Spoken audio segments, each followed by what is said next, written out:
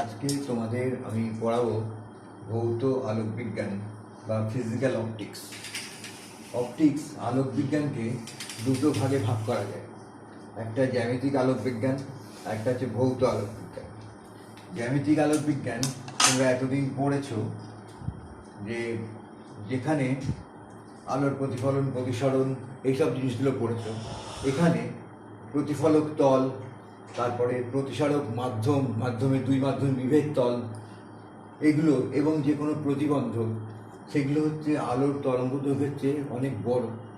সেই জন্য আলোর তরঙ্গদৈর্ঘ্যকে এই বিজ্ঞানের ক্ষেত্রে শূন্য ধরা হয়। ফলে আমরা আলো সরল রেখায় চলে এই জিনিসটা এখানে ধরে নিই। কিন্তু ভৌত আলোক বিজ্ঞানে এখানে যে প্রতিবন্ধক বা ছিদ্র, সেগুলো খুব আলোর তরঙ্গদৈর্ঘ্যের থেকে খুব অনেক ক্ষুদ্র বা আলোর তরঙ্গদৈর্ঘ্যের সঙ্গে তুলনীয়। আলোর যে ক্ষুদ্র তরঙ্গদৈর্ঘ্য তার সঙ্গে এখানে প্রতিবন্ধক বাধা, যেখান থেকে আলোটা ঘুরে যাচ্ছে, সেই সবের সঙ্গে ওদের যে ছিদ্রর আকার, সেগুলো আলোর তরঙ্গদৈর্ঘ্যের সঙ্গে তুলনীয়। এখানে আলোর তরঙ্গদৈর্ঘ্যটাকে শূন্য ধরা হয় না, এখানে আমরা ধরি যে আলো তরঙ্গ আকারে চলছে। আজকে তোমাদের যেটা পড়াবো সেটা হচ্ছে ভৌত আলোক বিজ্ঞান। এই আলোক বিজ্ঞানে সবচেয়ে প্রথমে যেটা দরকার সেটা হচ্ছে তরঙ্গমুখ।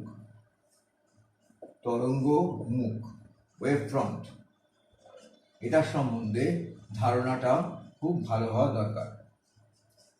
ওয়েভ ফ্রন্ট, যেমন ধরো জলের উপরে যদি একটা ঢিল ফেললে আমরা দেখতে পাচ্ছি তরঙ্গটা চারিদিকে এইরকমভাবে ছড়িয়ে যাচ্ছে, এদিকেও যাচ্ছে, এরকম ভাবে এদিকেও যাচ্ছে। অর্থাৎ এখানটায় যদি ঢিলটা পড়ে, তরঙ্গ শীর্ষ তরঙ্গপাত, তরঙ্গ শীর্ষ তরঙ্গপাত, ওইদিকেও তরঙ্গ শীর্ষ তরঙ্গপাত, এরকমভাবে ঢেউগুলো ওঠে। তাহলে একটা তরঙ্গের যেখান থেকে আন্দোলনটা শুরু হয়েছে সেখান থেকে এই তরঙ্গ শীর্ষগুলো, প্রথম যে তরঙ্গ শীর্ষগুলো, যে এখানে একটা তরঙ্গ শীর্ষ, এখানে একটা তরঙ্গ শীর্ষ, এখানে একটা তরঙ্গ শীর্ষ, এদিকে একটা ফার্স্ট যে তরঙ্গ শীর্ষগুলো, তার শীর্ষর ওপরে যে বিন্দুগুলো বসে আছে সেগুলো সব সমদশা সম্পন্ন, সমান দূরত্ব। শুধু তরঙ্গ শীর্ষ নয়, তরঙ্গ শীর্ষ থেকে এই একই দূরত্ব, মানে যেখান থেকে আন্দোলনটা শুরু হয়েছে তার থেকে একই দূরত্বে অবস্থিত যে কণাগুলো, প্রত্যেকটা সমদশা সম্পন্ন।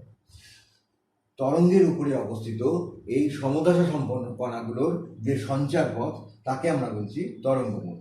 তরঙ্গের উপরে অবস্থিত সমদশা সম্পন্ন তরঙ্গ শীর্ষগুলো যদি আমি ধরি, তার যে শীর্ষগুলো, সেই শীর্ষগুলোতে যে কণাগুলো বসে আছে সেগুলো সমদশা সম্পন্ন। ঠিক এইটা হচ্ছে একটা তরঙ্গমুখ। তরঙ্গপাদে যে কণাগুলো বসে আছে সেগুলো তরঙ্গমুখ। এখান থেকে সমদূরবর্তী, প্রত্যেকটা সমদূরবর্তী যে কণাগুলো সবকটাই তরঙ্গমুখ। তরঙ্গের ওপর অবস্থিত সমদূরবর্তী কণাগুলো সব তরঙ্গমুখ। এখানে যে তরঙ্গমুখগুলো আছে সেগুলো সব বৃত্তাকার, একটা তলের ওপর যেগুলো আছে সেগুলো হচ্ছে বৃত্তাকার।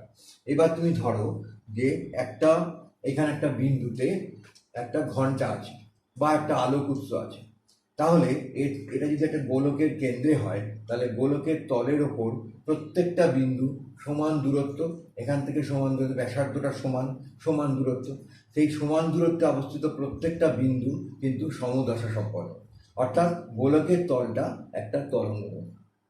একই রকমভাবে এরকম যদি একটা লাইট সোর্স থাকে, তাহলে লাইট সোর্স থাকলে এই লাইট সোর্সটাকে যদি আমি একটা চোঙের অক্ষ বরাবর লাইট সোর্সটাকে রাখি, তাহলে চোঙের বক্রতলটা সমান আলোকিত হবে, অর্থাৎ চোঙের বক্রতলটা, এটা একটা তরঙ্গমুখ, এটা হচ্ছে চোঙাকৃতি তরঙ্গমুখ, সিলিন্ড্রিক্যাল ওয়েভ ফ্রন্ট বলা হয় এইটাকে।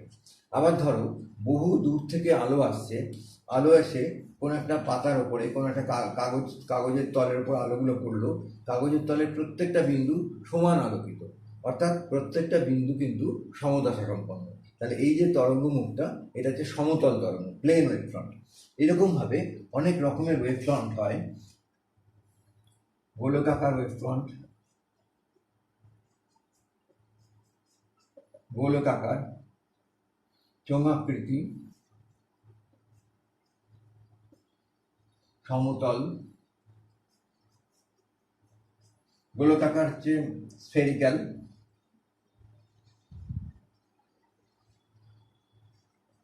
চোঙাকৃতি সিলিন্ড্রিক্যাল,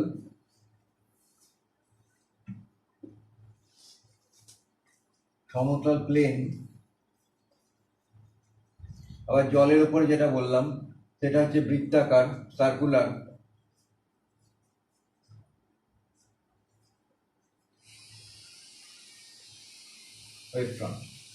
তাহলে একটা বিন্দুতে চারপাশে, এটা যে গোলকের উপরে পৃষ্ঠে যদি তরঙ্গমুখ হয়, যদি অনেক বড় গোলক হয়, তখন সেই গোলকাকার তরঙ্গমুখটা আস্তে আস্তে সমতল তরঙ্গমুখের আকার ধারণ করে। যদি এত বড় একটা গোলক হয়, এটা আস্তে আস্তে সমতল তরঙ্গমুখের আকার ধারণ করে যত দূরে যায়। এইটা হচ্ছে তরঙ্গমুখ। এইবার তরঙ্গমুখের কতগুলো ধর্ম আছে। তরঙ্গমুখের ধর্মগুলো হচ্ছে,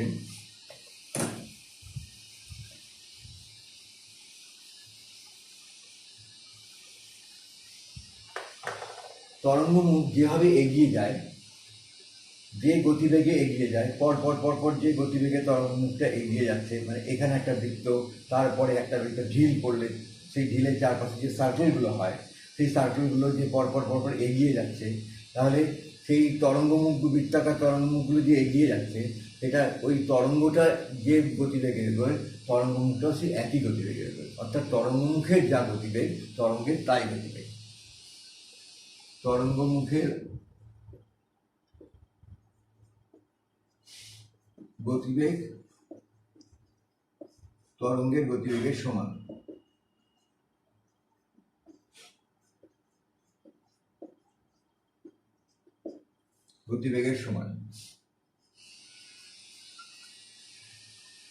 পরপর দুটো সমদশা সম্পন্ন তরঙ্গ, তাদের মধ্যে যে দূরত্ব, সেটা হচ্ছে তরঙ্গ দৈর্ঘ্য। পরপর দুটো সমদশা সম্পন্ন তরঙ্গমুখের মধ্যে দূরত্ব হচ্ছে তরঙ্গ দৈর্ঘ্য। যে এরকম ধরো তরঙ্গ শীর্ষ,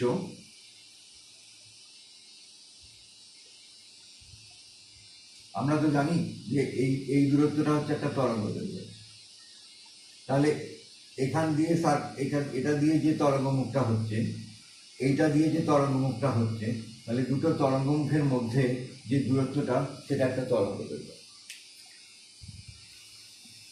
তরঙ্গমুখের সঙ্গে সমকোণে যদি একটা গোলক থাকে, তাহলে গোলকের পৃষ্ঠটা যে গোলকাকার তরঙ্গমুখ, এবারে সেখান দিয়ে তরঙ্গটা কোন দিকে এগোচ্ছে না, ব্যাসার্ধ বরাবর তরঙ্গটা এগিয়ে যাচ্ছে, গোলকের ব্যাসার্ধ বরাবর তরঙ্গটা এগিয়ে যাচ্ছে। তাহলে তরঙ্গমুখের সঙ্গে সমকোণে তরঙ্গটা এগিয়ে যাচ্ছে। তরঙ্গমুখটা যেদিকে আছে তার সঙ্গে সমকোণ হচ্ছে তরঙ্গের গতিবেগ। এই সূত্রে রশ্মি বলা হয়, রশ্মি কাকে বলা হয় না, তরঙ্গমুখের সঙ্গে সমকোণের যে ব্যাসার্ধ, সমকোণের যে দিকটাতে তরঙ্গটা এগিয়ে যাচ্ছে, সেটাকে বলা হচ্ছে রশ্মি। এবং রশ্মি যেদিকে যাচ্ছে, তরঙ্গের শক্তিও সেই দিকে, অর্থাৎ রশ্মি বরাবর তরঙ্গের শক্তিটা বহন করে নিয়ে যাচ্ছে, রশ্মি বরাবর। তার মানে তরঙ্গমুখের সঙ্গে সমকোণে কিন্তু শক্তিটা বহন করে নিয়ে যাচ্ছে, তরঙ্গ শক্তিটা বহন করে নিয়ে যাচ্ছে। ভৌত আলোক বিজ্ঞানে যেটা খুব একটা ইম্পর্টেন্ট তত্ত্ব আছে, সেটা হচ্ছে হাইজেনের তত্ত্ব, হাইজেন্সের তরঙ্গ তত্ত্ব।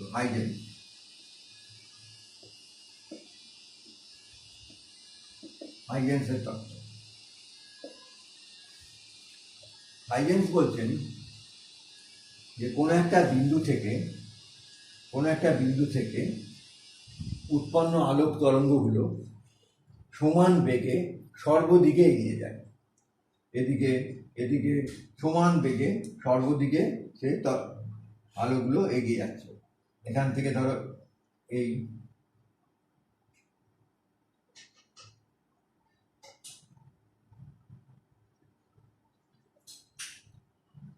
তারা এগিয়ে গেলে কোনো একটা নির্দিষ্ট সময় পর তারা একটা গোলকের পৃষ্ঠের ওপর অবস্থান করছে,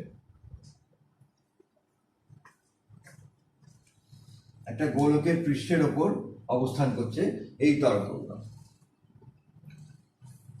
অর্থাৎ এখান থেকে যে দূরত্বটা এই দূরত্বটা এই দূরত্বটা এই দূরত্বটা এই দূরত্ব এগুলো সব সমান, তাহলে তরঙ্গ একটা নির্দিষ্ট সময়, তরঙ্গের গতিবেগ যদি সি হয়, তাহলে একটা নির্দিষ্ট সময় সে একটা গোলকের পৃষ্ঠে তরঙ্গগুলো অবস্থান করছে। অর্থাৎ গোলকের পৃষ্ঠটা আমি বললাম এটা হচ্ছে সমদশা সম্পন্ন, গোলকের পৃষ্ঠটা সমদশা সম্পন্ন। এটা যদি গোলীয় তল হয়, যদি গোলীয় তল হয় তাহলে গোলকের পৃষ্ঠটা হচ্ছে সমদশা সম্পন্ন, এখানে প্রত্যেকটা কণা সমান দশা সম্পন্ন।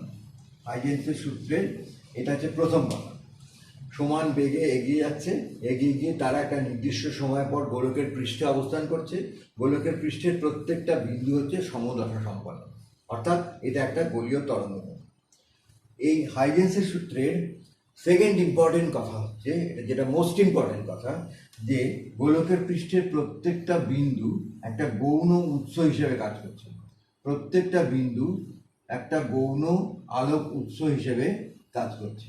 অর্থাৎ তরঙ্গটা যেখানে গিয়ে পড়ছে তার থেকে সেইখানে একটা গৌণ উৎস তৈরি হচ্ছে, সেই গৌণ উৎস থেকে তরঙ্গ আবার চারিদিকে ছড়িয়ে পড়ছে।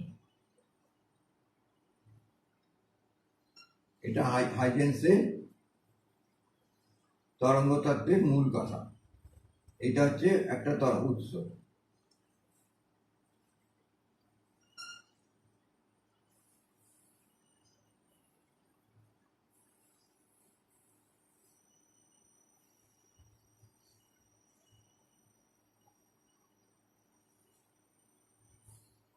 তাহলে এই পয়েন্টগুলো আরো পয়েন্ট, সব পয়েন্টই, তাহলে এই পয়েন্টগুলো তারা আমি যদি গৌণ উৎস হিসেবে ধরি, সেখান থেকে তরঙ্গটা আবার এইরকম একটা গোলকের তলে গিয়ে ছড়িয়ে পড়ছে। এখান থেকে একটা নির্দিষ্ট সময় পর এখান থেকে তরঙ্গটা এখানে যাচ্ছে, এখানে যাচ্ছে, এখানে যাচ্ছে, তাহলে এখান থেকে আবার সমান বেগে ওরা গোলকের তলের ওপর অবস্থান করছে। এগুলোকে যদি আমি যোগ করি,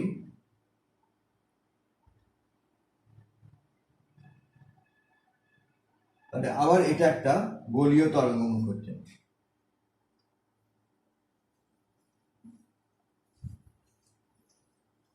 এটা একটা গোলীয় তরঙ্গমুখ হচ্ছে। এই অবস্থায় তাহলে এই তরঙ্গমুখটা হচ্ছে সম্মুখবর্তী, অর্থাৎ এই তরঙ্গমুখ থেকে এগিয়ে যাচ্ছে সামনের দিকে, এটা হচ্ছে পশ্চাৎবর্তী তরঙ্গমুখ। এই দিকে তরঙ্গমুখটা হচ্ছে পশ্চাৎবর্তী তরঙ্গমুখ। হাইজেন্স পরে দেখিয়েছেন যে এই পশ্চাৎবর্তী তরঙ্গমুখের কোনো অস্তিত্ব নেই, অর্থাৎ আলো সামনের দিকে এগিয়ে যাচ্ছে। অর্থাৎ এই তরঙ্গমুখ থেকে এই তরঙ্গমুখ, এইটা থেকে এইটা, এরকমভাবে একটা সময় দেখা যাচ্ছে তরঙ্গমুখটা অনেক যত দূরে যাচ্ছে এরকম সমতল তরঙ্গমুখ হয়ে যাচ্ছে, এখান থেকে এই ছড়িয়ে পড়ছে।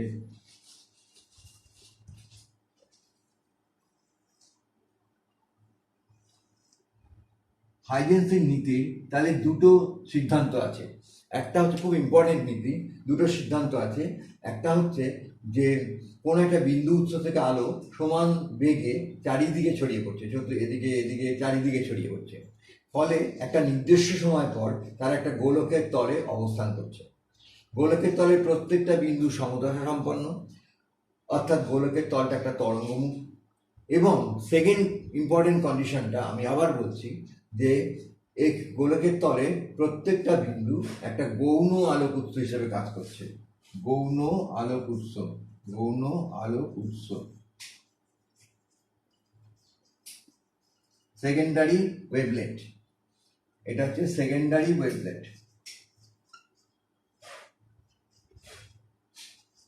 ওয়েভলেট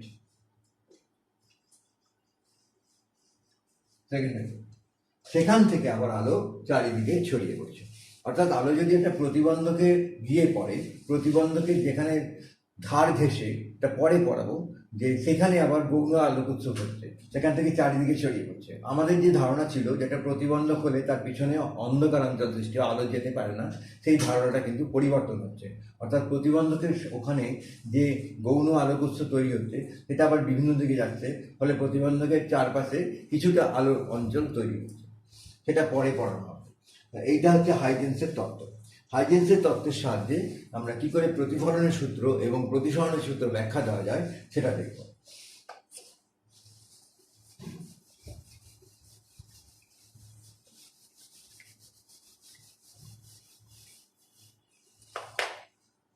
প্রতিফলনের সূত্রের প্রমাণ।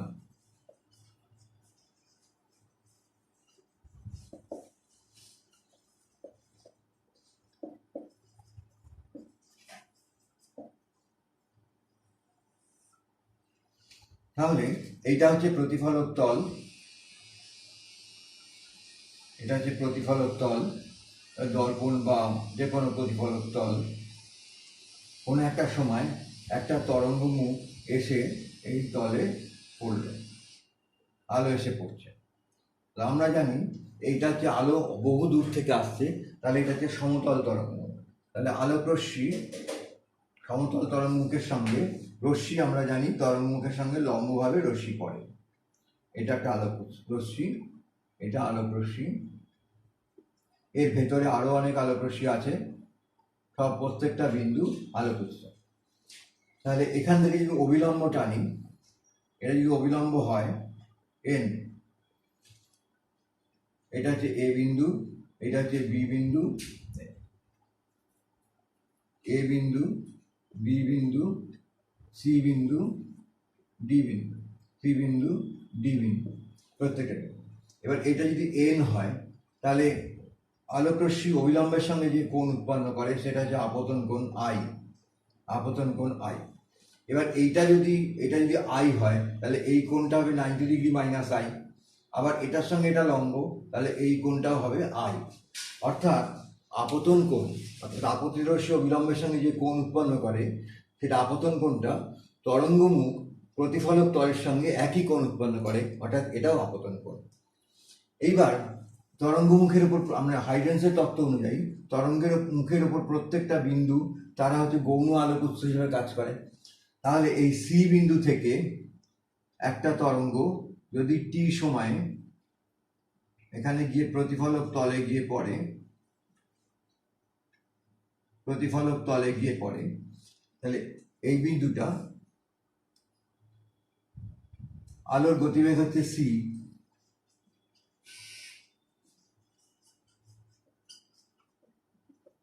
সি স্মল সি, এটা ক্যাপিটাল সি একটা বিন্দু। এখানে গিয়ে পড়লে A B C D E, এখানে পড়লে তাহলে এই দূরত্বটা সিই, সিই দূরত্বটা হচ্ছে টি সময় যদি সি গতিবেগে যায়, এটা হচ্ছে সিটি, সিটা হচ্ছে আলোর গতিবেগ, টি সময় যাচ্ছে, তাহলে এটা হচ্ছে সিটি, এই দূরত্বটা হচ্ছে সিটি। সেই সিটি দূরত্ব যে সময় যাচ্ছে সেই সময়ে আলোটা এখানে পড়ে তলে পড়ছে, এখান থেকে প্রতিফলিত হচ্ছে, প্রতিফলিত হয়ে সে এই সিটি ব্যাসার্ধ নিয়ে, যদি আমি একটা বৃত্ত চাপ আঁকি, সিটি ব্যাসার্ধ নিয়ে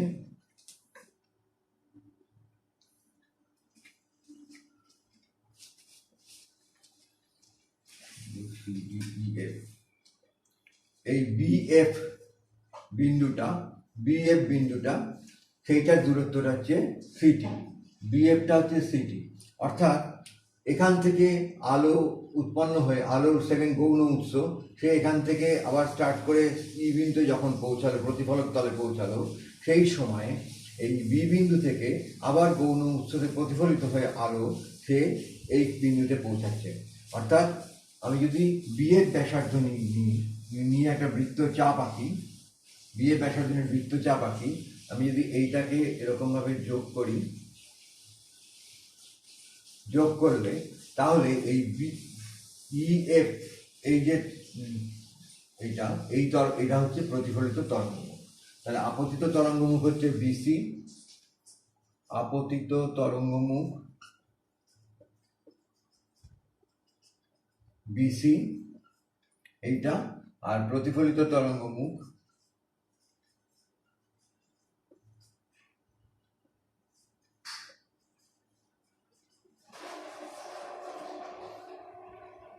ইএফ, এটা হচ্ছে প্রতিফলিত তরঙ্গ।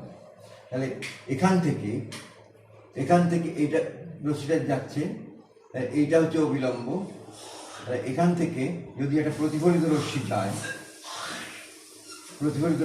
তাহলে প্রতিফলিত রশ্মি অবিলম্বের সঙ্গে যে কোণ উৎপন্ন করে সেটা হচ্ছে আপতন কোণ, এই প্রতিফলন কোণ, আরটা হচ্ছে প্রতিফলন কোণ। ঠিক একই রকমভাবে এটা যদি আর হয়, তাহলে এইটাও হচ্ছে আর, F E B, B E F, এই কোণটা হচ্ছে আর প্রতিফলন কোণ। আমাদের প্রমাণ করতে হবে যে আপতন কোণ প্রতিফলন কোণ সমান। প্রমাণ করতে হবে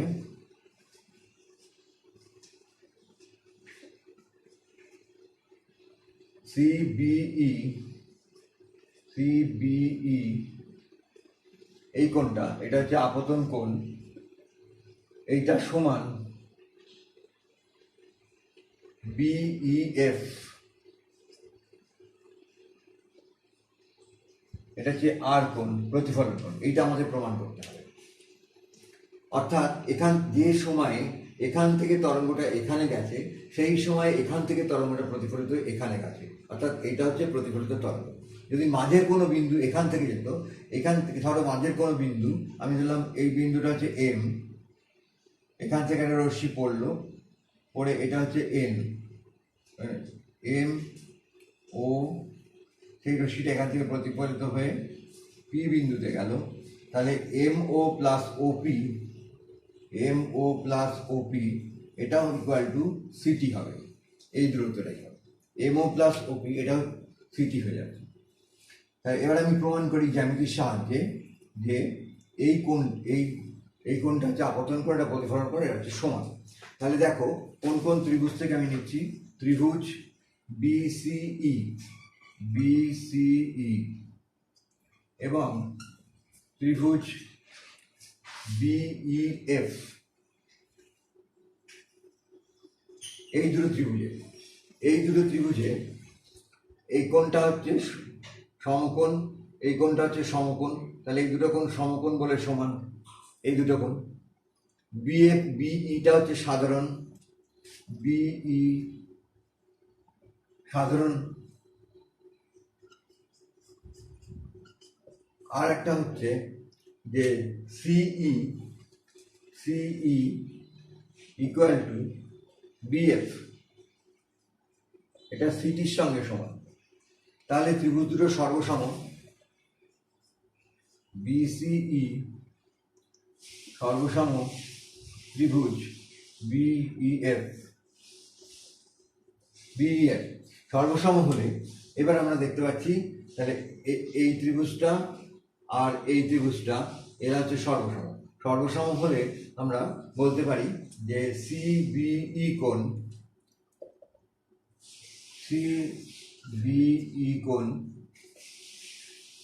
সমান সমান বিইএফ কোণ।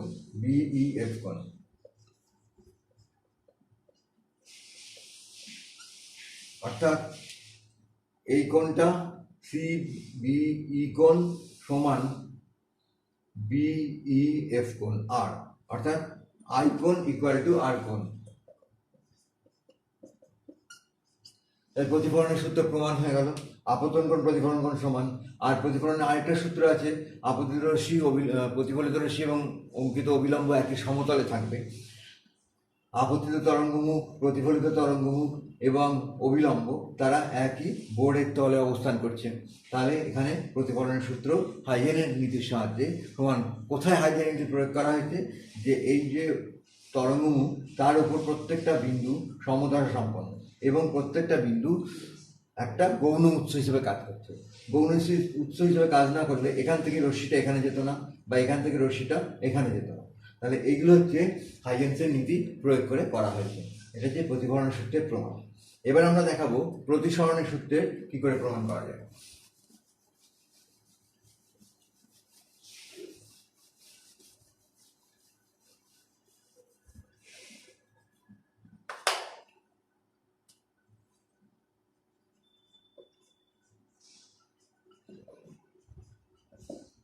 প্রতিসরণের সূত্রের প্রমাণ। প্রতিসরণ হলে দুটো মাধ্যম হবে, এটা হচ্ছে 1 নম্বর মাধ্যম, এটা হচ্ছে 2 নম্বর মাধ্যম। 1 নম্বর মাধ্যমে একটা সমতল তরঙ্গমুখ এসে আপতিত হচ্ছে। সমতল তরঙ্গমুখের উপর এইটা হচ্ছে একটা রশ্মি, এটা একটা রশ্মি,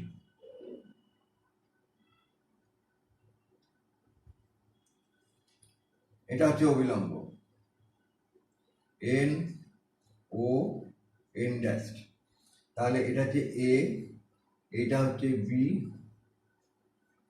এটা হচ্ছে সি, এই বিন্দুটা হচ্ছে সি।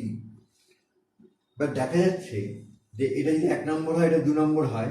1 নম্বর মাধ্যমে আলোর গতিবেগ আমি ধরলাম c1, c1টা হচ্ছে আলোর গতিবেগ।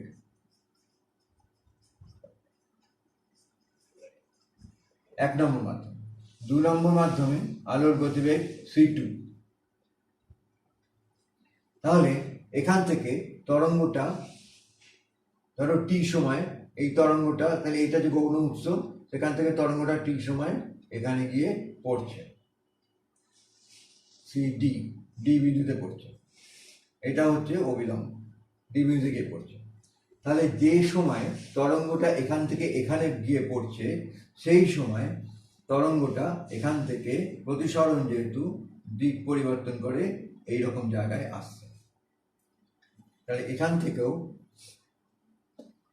অর্থাৎ টি সময় এই যে দূরত্বটা সিডি দূরত্বটা হচ্ছে c1t, এই দূরত্বটা হচ্ছে c1t, তাই c1t। আর এখানে একটা বৃত্তচাপ অঙ্কন করা হচ্ছে। এই ধরো এটা হচ্ছে ই, এই বিন্দুটা হচ্ছে ই বিন্দু, এই বিন্দুটা। তাহলে ও ই, এই দূরত্বটা হচ্ছে c2t, এই দূরত্বটা c2t। তাহলে এখান থেকে আমি যদি এইটাকে যোগ করি, এটা হচ্ছে প্রতিসৃত তরঙ্গমুখ, এই তরঙ্গমুখটা হচ্ছে প্রতিসৃত তরঙ্গমুখ।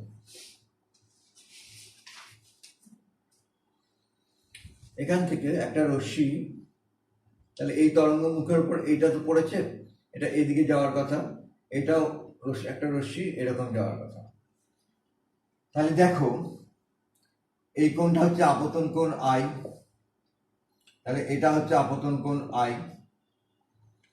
প্রতিসরণ কোণ আর, এই কোণটা যদি প্রতিসরণ কোণ আর হয়, তাহলে এই কোণটা প্রতিসরণ কোণ আর হবে। অর্থাৎ ই ডি, এই বিন্দুটা হচ্ছে ই ডি, এটা হচ্ছে প্রতিসৃত তরঙ্গমুখ। মানে যে সময়ে তরঙ্গটা এখান থেকে এখানে গেছে, এই বিন্দু থেকে তরঙ্গটা উৎপন্ন এখানে গেছে, সেই সময় এখান থেকে তরঙ্গটা এখানে এসছে। অর্থাৎ দেখো সিডিটা হচ্ছে এখানে তরঙ্গের, এই মাধ্যমে তরঙ্গের গতিবেগ c1, তাহলে এই দূরত্বটা হচ্ছে c1t, আর এই মাধ্যমে তরঙ্গের গতিবেগ হচ্ছে c2, তাহলে এই দূরত্বটা হচ্ছে c2t। এইটা হচ্ছে প্রতিসৃত তরঙ্গমুখ, এখান থেকে এখানে এসছে, সেই সময় এখান থেকে এখানে গেছে। তাহলে এই কোণটা হচ্ছে প্রতিসরণ কোণ, এই কোণটা হচ্ছে আপতন কোণ। এইবার আমরা যদি প্রমাণ করি সাইন আই বাই সাইন আর, এই জিনিসটাকে যদি আমরা দেখি কত হবে। সাইন আই মানে হচ্ছে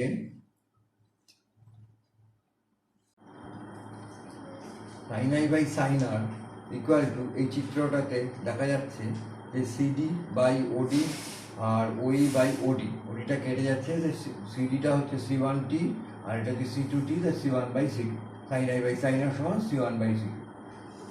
স্নেলের সূত্র থেকে আমরা দেখতে পেয়েছি যে আপতন কোণের সাইন এবং প্রতিসরণ কোণের সাইনের অনুপাত ধ্রুবক, এবং সেটা হচ্ছে প্রথম মাধ্যমের সঙ্গে সাপেক্ষে দ্বিতীয় মাধ্যমের প্রতিসরাঙ্ক 1/2। এই প্রথম মাধ্যমের সাপেক্ষে দ্বিতীয় মাধ্যমের প্রতিসরাঙ্ক, সেটার সঙ্গে আলোর গতিবেগের সম্পর্কটা ডাইরেক্ট রিলেশন, অর্থাৎ c1 বাই c2, 1 নম্বর মাধ্যমে আলোর গতিবেগ বাই 2 নম্বর মাধ্যমে আলোর গতিবেগ। তাহলে আমরা c1 by c2 sine I by sine r পেয়েছি, আবার স্নেলের সূত্রও পেয়েছি। তাহলে এখান থেকে আমরা স্নেলের সূত্রটাকে প্রমাণ করতে পারছি।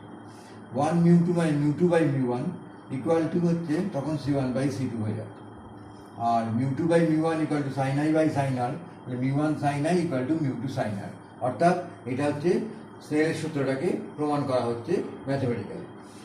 আর আপতিত রশ্মি, প্রতিসৃত রশ্মি, আপতিত তরঙ্গমুখ, প্রতিসৃত তরঙ্গমুখ, দুই মাধ্যমের বিভেদ তল এবং অঙ্কিত অবিলম্ব, তারা সব একই তলে অবস্থিত, কাগজের তলে অবস্থিত।